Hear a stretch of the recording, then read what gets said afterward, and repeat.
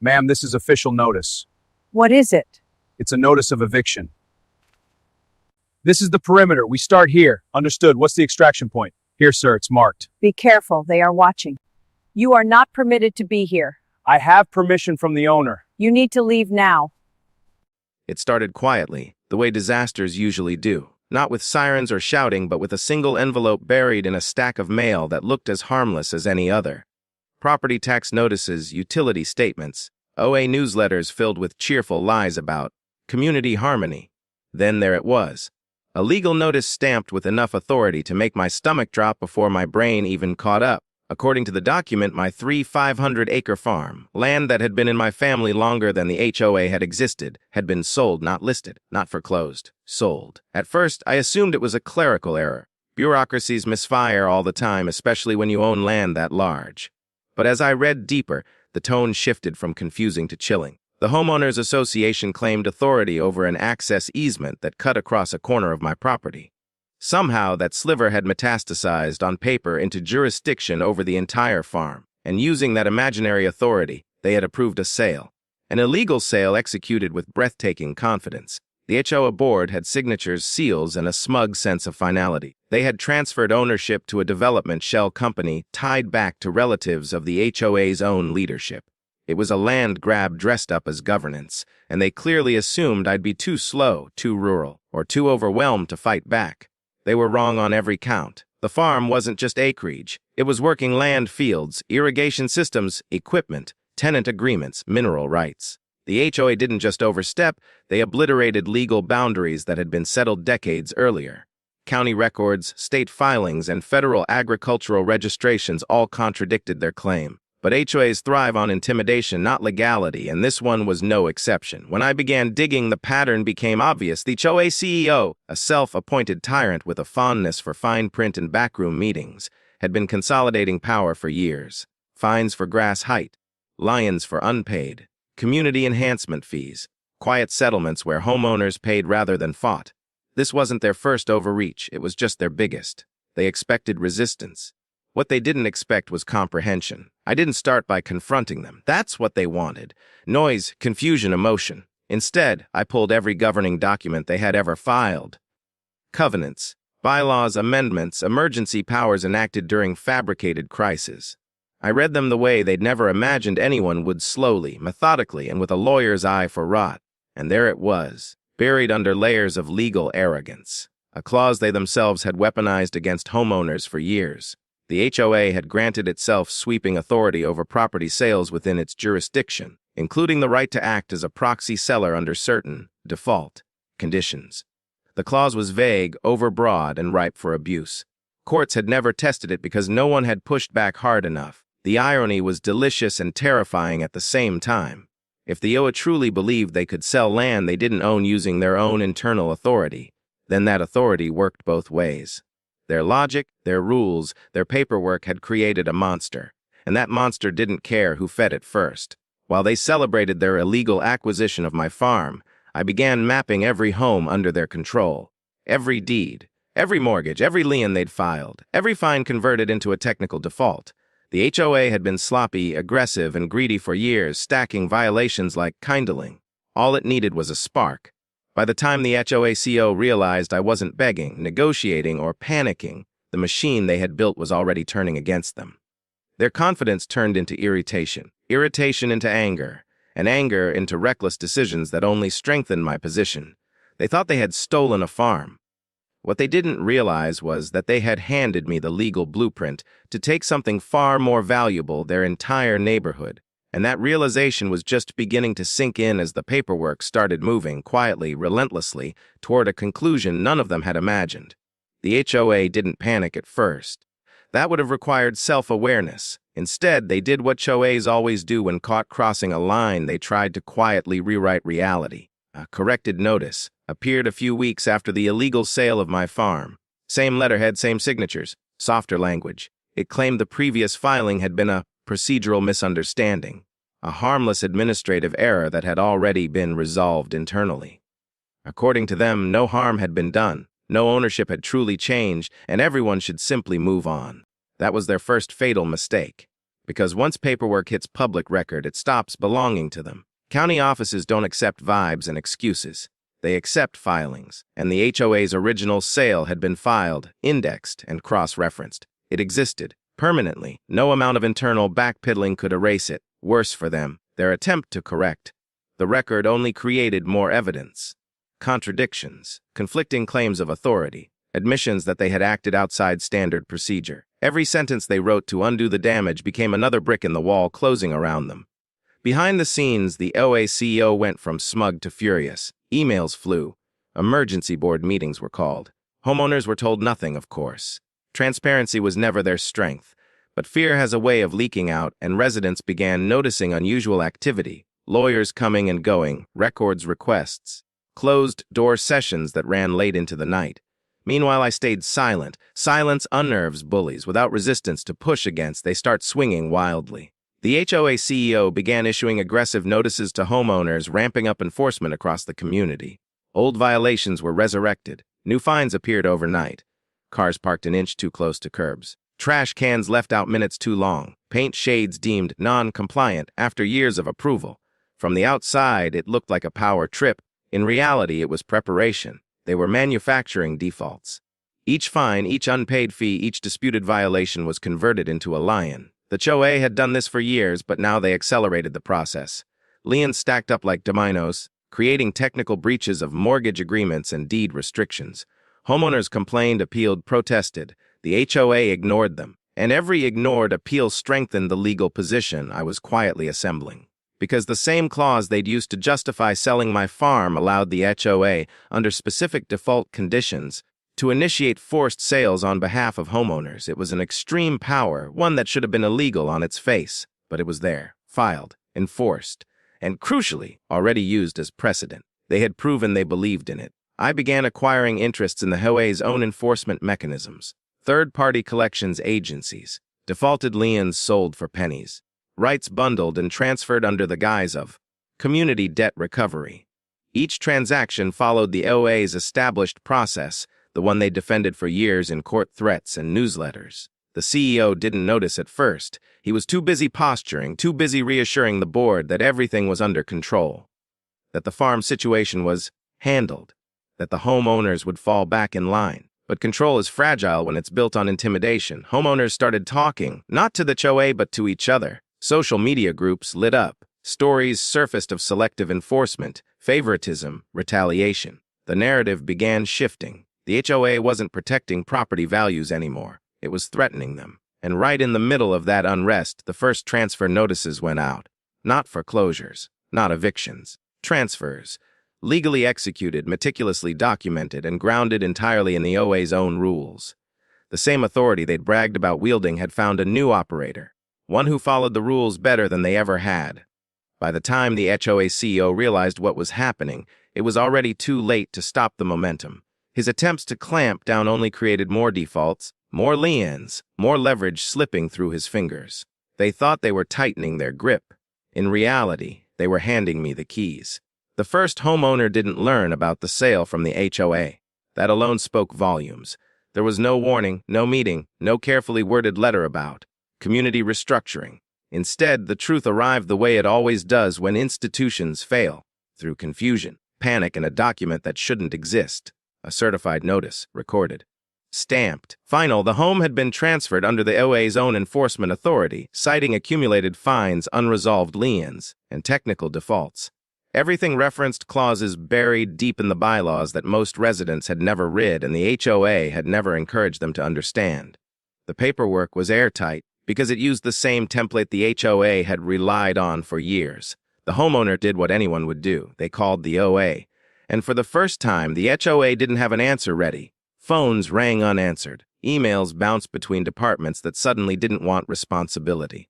Front desk staff deflected, confused, and clearly underinformed. The carefully maintained illusion of competence began to crack under the weight of a single, undeniable fact: a house had been sold without the HOA controlling the outcome. Within days, the story spread. More notices appeared. Different streets, different blocks. Homes owned by retirees, young families, absentee landlords. The pattern wasn't random. It followed the HOA's own enforcement trail.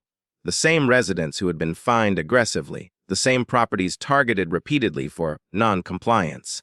The HOA had created a hit list without realizing it. Panic set in. Homeowners flooded meetings demanding explanations. The HOA CEO stood at the front, projecting authority, insisting everything was a misunderstanding, that the transfers were under review, that no one was losing their home. But he couldn't undo what was already filed, and he couldn't explain how someone else was now executing powers the HOA claimed exclusively as its own. Behind closed doors, the board was fracturing. Some members wanted to reverse course, suspend enforcement, and negotiate. Others doubled down, insisting that acknowledging the transfers would legitimize them. The CEO chose the worst possible path, denial mixed with aggression. He authorized more fines, more liens, more enforcement actions, believing pressure would scare people into compliance. Instead, it exposed the truth. Residents began pulling records, comparing notes, realizing that the HOA's authority had never been as absolute as it claimed, that the same rules being used against them were now being used against the HOA itself. The balance of power had shifted, and everyone could feel it. Local attorneys got involved, not for the HOA, but for the homeowners. Class actions were whispered about. Regulatory complaints drafted. Media inquiries started coming in, sniffing around a story that sounded too outrageous to be real. An HOA that sold a farm it didn't own. A neighborhood where homes were being transferred without consent. A CEO who couldn't explain how any of it had happened. The CEO tried to isolate the problem. He framed it as a dispute between me and the HOA, insisting homeowners weren't at risk. But the documents didn't lie. The transfers referenced their properties, their liens, their alleged defaults. The HOA's fingerprints were all over every page. And then came the moment everything tipped. A homeowner showed up to a board meeting with a full chain of title report. Not just their home, but several others. It mapped the progression from fine to lien to default to transfer, all under the HOA's authority. The room went silent as the implications settled in. This wasn't a glitch. It was a system working exactly as designed. The HOA CEO lost control of the narrative in that instant. The board stopped nodding along. Homeowners stopped listening. The realization spread that the HOA's power had always been a double-edged sword, and now it was cutting back. As the meeting dissolved into chaos, legal notices continued to be filed, one after another following procedures the HOA itself had enforced for years. Every attempt to halt the process required admitting fault. Every denial deepened liability. The neighborhood wasn't just facing a dispute anymore. It was facing a reckoning. The HOA CEO had always believed control came from appearances. As long as he looked confident, sounded authoritative, and flooded people with official-looking paperwork, the system would hold. So when the internal collapse became impossible to hide, he made the only move he knew how to make. He went public. A mass email blasted every homeowner's inbox, dripping with urgency and accusation. It framed the unfolding disaster as an external attack on the community, blaming a rogue landowner exploiting technicalities to destabilize property values. The message demanded unity, obedience, and immediate payment of all outstanding fees to protect the neighborhood. It backfired instantly. Instead of calming residents, the email confirmed their worst fears. If everything was under control, why the panic? Why the sudden demand for money? Why the refusal to address the recorded transfers already sitting in county databases? Homeowners didn't rally behind him. They turned on him. Screenshots spread across social media. Local forums exploded with analysis, speculation, and outrage. Amateur sleuths began dissecting OA filings like true crime podcasts, uncovering years of aggressive enforcement and questionable accounting. The CEO's name started appearing in posts alongside words like abuse, corruption, and fraud. And then the media showed up. Local news outlets requested interviews. Reporters filed public records requests. A story that had been contained within legal filings now had headlines: a powerful OA, an illegally sold farm, homeowners losing property under the HOA's own rules. The optics were catastrophic. The CEO tried damage control. He issued a follow-up statement walking back his claims, insisting the email had been misinterpreted. He promised audits, reviews, and transparency. But transparency doesn't work retroactively, and the documents told a different story. Meanwhile, the legal machinery kept moving. Transfers continued under the same authority the HOA had wielded without hesitation for years. Each one complied perfectly with the bylaws. Each one cited unpaid fines the HOA itself had assessed. The CEO's public outrage clashed with the quiet precision of the process, making his protests sound hollow. Inside the board, fractures turned into open warfare. Members resigned. Others demanded indemnification. Emergency votes were called to suspend enforcement powers, but doing so would admit those powers had existed and been abused. Lawyers advised silence. The CEO ignored them, convinced that aggressive posturing would intimidate his way out of the mess. It didn't. Homeowners began refusing to pay fines en masse, daring the HOA to enforce rules it no longer controlled. Attendance at meetings doubled, then tripled. Voices rose, accusations flew. The boardroom became a battlefield where loyalty evaporated and self-preservation took over. And through it all, the central irony became impossible to escape. The HOA CEO wasn't being attacked by an outsider. He was being crushed by the system he had built. Every rule he'd enforced, every shortcut he'd taken, every homeowner he'd intimidated into silence had contributed to a structure that now functioned independently of his control. Public pressure mounted. Regulatory agencies took notice. Letters arrived demanding explanations. The CEO's personal conduct was scrutinized. Conflicts of interest surfaced. The shell company tied to the farm sale came under investigation, dragging the original illegal transaction back into the spotlight. What had started as an overreach became evidence of intent. The CEO's confidence cracked. His public appearances grew erratic. Statements contradicted each other. Promises were made and broken within days. The illusion of authority dissolved, replaced by the image of a man desperately trying to outrun consequences. And as his grip weakened, something remarkable happened. Homeowners stopped seeing the HOA as an unstoppable force.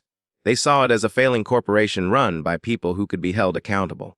Fear gave way to anger, and anger to action. The community was no longer waiting to be saved. It was watching the downfall in real time. The moment regulators got involved, the HOA CEO's strategy collapsed. Intimidation works in the shadows, not under fluorescent lights and official letterhead. The inquiries didn't arrive with drama, just quiet efficiency. Requests for records, explanations, timelines. But each request carried the weight of authority the HOA had always pretended to possess.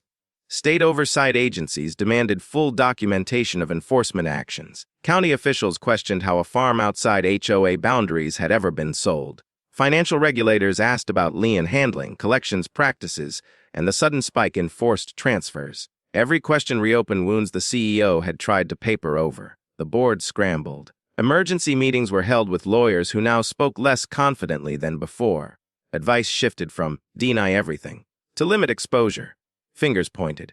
Members who had once voted unanimously now argued over who had approved what and when. The CEO insisted he had acted within his powers, but the paper trail told a more complicated story, especially the farm. Investigators traced the transaction from the HOA's vote to the shell company to the personal connections that tied it all together. What the CEO had framed as an administrative overreach began to look like something far more deliberate. The illegal sale wasn't just a mistake. It was a catalyst that exposed years of governance abuse. At the same time, homeowners were no longer passive observers. They organized. Petitions circulated demanding the board's removal.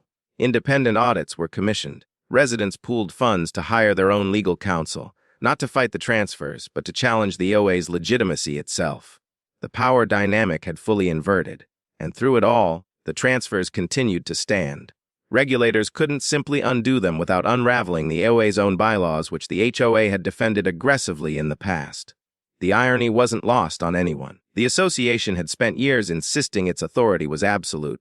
Now that authority was binding them in place. The CEO tried one last maneuver. He announced a temporary suspension of enforcement powers, claiming it would prevent further harm while investigations proceeded. But suspensions don't retroactively erase actions, and they certainly don't apply to transfers already completed. The announcement only confirmed that the HOA had, in fact, possessed and abused those powers all along. That admission was devastating. Regulatory findings began coming in not as a single verdict, but as a cascade. Compliance failures, improper governance, conflicts of interest, unauthorized transactions, each one chipped away at the OA's credibility, and each one strengthened the legal standing of actions taken under its own rules. The CEO's allies vanished. Board members resigned or cooperated with investigators. Internal emails surfaced, revealing awareness of overreach long before the farm sale. The narrative shifted decisively. This wasn't a rogue outsider exploiting loopholes. This was an HOA collapsing under the weight of its own misconduct. Public sentiment hardened. What had once been gossip became consensus. The HOA CEO was no longer a figure of authority, but a liability. Calls for criminal review grew louder. Civil penalties loomed. The once feared enforcement machine ground to a halt. paralyzed by scrutiny. And still, the most important fact remained unchanged. The farm had been illegally sold. That single act had triggered everything. It stripped the OA of moral high ground, exposed its legal vulnerabilities, and set in motion a chain of events no emergency meeting could stop. By the time the CEO understood that, he wasn't fighting to win anymore. He was fighting to survive. The end didn't come with a dramatic announcement or a single decisive ruling. Like everything else the HOA had touched, it unraveled slowly, publicly, and without dignity. Authority doesn't vanish overnight when it's been abused for years. It leaks away piece by piece until there's nothing left holding it together. The HOA CEO was the first to fall. Under mounting regulatory pressure, he resigned for personal reasons, a phrase so overused it barely registered anymore. But the timing told the real story. Investigations were closing in. Liability was no longer theoretical. The resignation wasn't an exit, it was an attempt to step out of the blast radius. It didn't work. Civil penalties followed. Governance violations resulted in fines that drained HOA reserves already strained by legal fees and refunds. Homeowners demanded repayment of improperly assessed fines, and regulators agreed. The enforcement machine that had once generated revenue now hemorrhaged money. Then came the structural blow. The OA's authority was formally curtailed. Emergency oversight was imposed, stripping the board of powers it had abused. Enforcement clauses were suspended pending revision. The same bylaws that had once terrorized homeowners were rewritten under supervision, their sharpest teeth pulled permanently. By that point, the neighborhood had changed. Fear was gone. In its place was a cautious confidence. Residents attended meetings not to plead, but to vote. Board seats turned over rapidly, filled by people who had lived under the old regime and refused to repeat it. Transparency replaced secrecy, not out of goodwill, but necessity. The transfers remained a bitter reminder. Some were reversed through negotiated settlements. Others stood, cemented by the OA's own rules and the legal reality that undoing them would require dismantling the very authority the HOA had claimed for years. The lesson was brutal but clear. Power used without restraint eventually enforces itself. As for the farm, the original illegal sale became the centerpiece of regulatory action. The shell company dissolved under scrutiny. Titles were unwon. Ownership restored through processes far more rigorous than the HOA had ever respected. What they had taken was returned, but not quietly. The damage to the OA's reputation was permanent. Local governments revised how associations were monitored. Homeowners elsewhere began questioning their own HOAs, pulling documents, challenging assumptions. The story spread, not as a warning about clever legal maneuvers, but as a case study in unchecked authority. The irony lingered long after the dust settled. The HOA had believed rules existed to protect them. They wielded bylaws like weapons, convinced enforcement equaled legitimacy.